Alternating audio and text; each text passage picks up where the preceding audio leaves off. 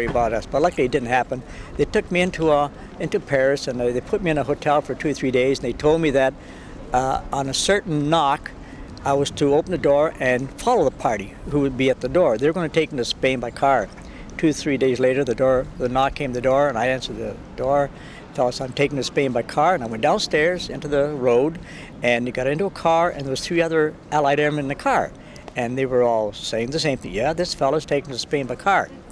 Well, unfortunately, he drove through Paris, and he stopped just on the outskirts of Paris at a German military outpost. He stopped the car and got out and went over to some of the officers within the group of soldiers, and they come running back to the car, and they opened up the car doors, yanked us out, and they proceeded to beat us very badly.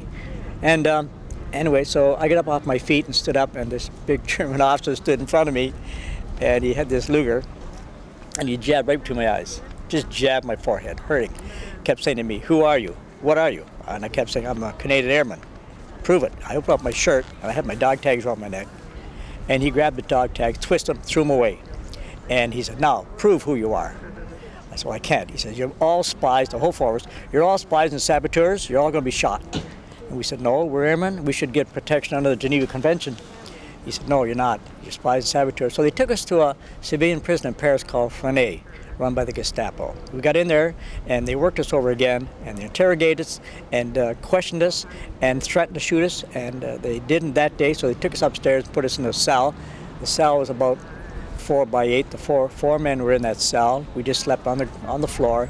It was flea-laden. It was smelly, stinky. It was terrible, hot. And anyway, make a long story short, I was in there for about 2 months, during which time we all developed dysentery. We're all sick. We're all losing weight. We're in pretty bad shape. We were interrogated again and threatened to be shot by the Germans. Finally, around the middle of August 1944, around the 23rd, 24th, just 2 days before Paris liberated, we felt we were going to be liberated, the Germans emptied the whole prison.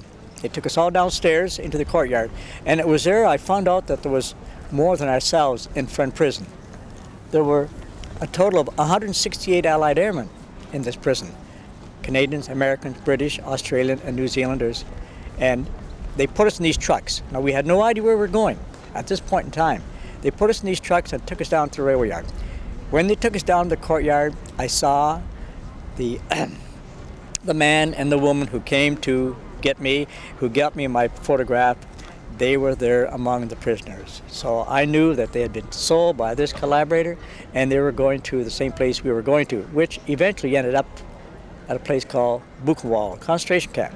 This is a concentration camp basically for political prisoners and Jewish people and civilians, Europeans. It was not supposed to be for Allied airmen.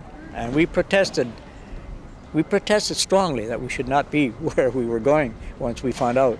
And the Germans still said, "You're not prisoner of war, you're spies and saboteurs," and we were going to Buchenwald to be executed. Well, as it happened, we were in Buchenwald for 3.5 months, during which time we all lost 40, 50, 60 pounds. We were all skin and bone, we were all sick, we all had terrible flea bites, cuts all over our legs and arms, infected. We all witnessed shootings and hangings. We witnessed the crematorium that was running 24 hours a day. We saw the smoke. We smelt the smell of death. It just hung over the whole camp. There was 45,000 men in this camp. And so it was just a sea of terrible sadism, brutality, gross inhuman behavior. The guards that operated within the camp, most of them were prisoners themselves. But in order to receive small favors from the Germans, they acted as guards for them. And they were the most savage, the most brutal, the most inhumane people I've ever met in my whole life. It was hard to believe that people could be so cruel. They would think nothing of splitting your skull open to 2x4. They walked around with great big hunks of wood in their hand, and they would wade through people who were quarreling among themselves because of a scrap of wood. A scrap of food would be thrown on the ground. They would dive on like a pack of wild dogs. And so they would break in there, they would go in there and just smash them up. It was terrible. And then I took sick. Well, when we got in the camp, within a couple of days, we were all taken to the disinfectant room. Disinfectant room could have been a shower or execution. They did execute people in Buchenwald by the shower. When we went in the shower,